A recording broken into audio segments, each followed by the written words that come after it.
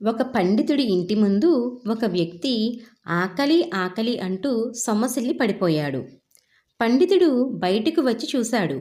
ఆ వ్యక్తి మాసిన బట్టలతో కనిపించాడు. కానీ అతను ఆకలి ఆకలి అని పడిపోవడం పండితుడికి బాధ కలిగించింది.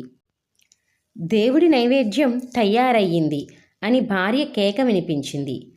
10 మందికి ప్రవచనాలు చెప్పే పండితుడు ఆ వ్యక్తి గురించి ఆలోచించి అతన్ని వసారాలో కూర్చోబెట్టి లోపలికి వెళ్ళి ఆ నైవేద్యం తెచ్చి అతడికి ఇచ్చి తినమన్నాడు. అతను తిని మంచినీళ్ళు తాగిన తరువాత, అయ్యా, నా పేరు రామయ్య. అన్నం తిని 2 రోజులయ్యింది. నా భార్య పోయి చాలా కాలం అయ్యింది.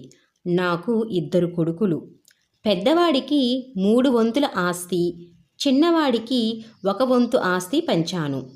నేను భారమని పెద్దవాడు నన్ను కట్టు బట్టలతో ఇంటి నుండి తరిమేశాడు.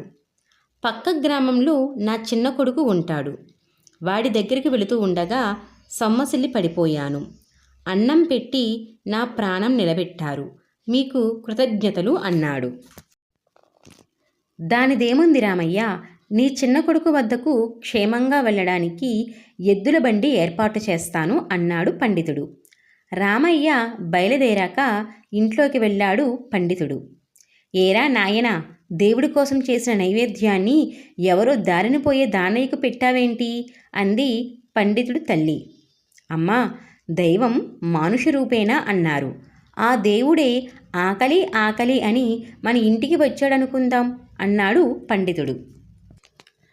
కొన్ని రోజులకు రామయ్య అతని కొడుకుతో గుర్రపు బండిలో పండితుడి ఇంటికి వచ్చాడు.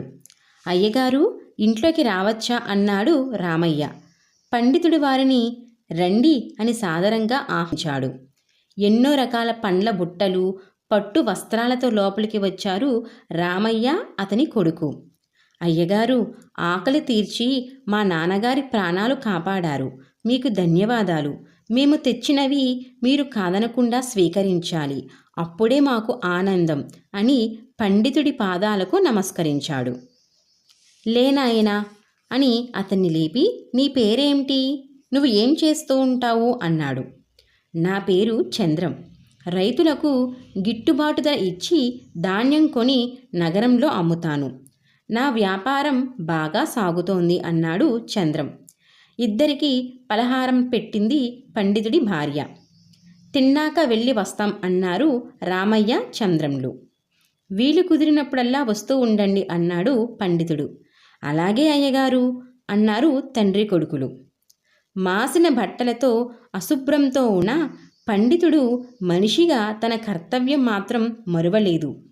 ఎదుటవారికి మంచి మాటలు చెప్పినప్పుడు మనం వాటిని ఆచరణలో పెట్టాలి. అదే మనిషిగా మన కర్తవ్యం.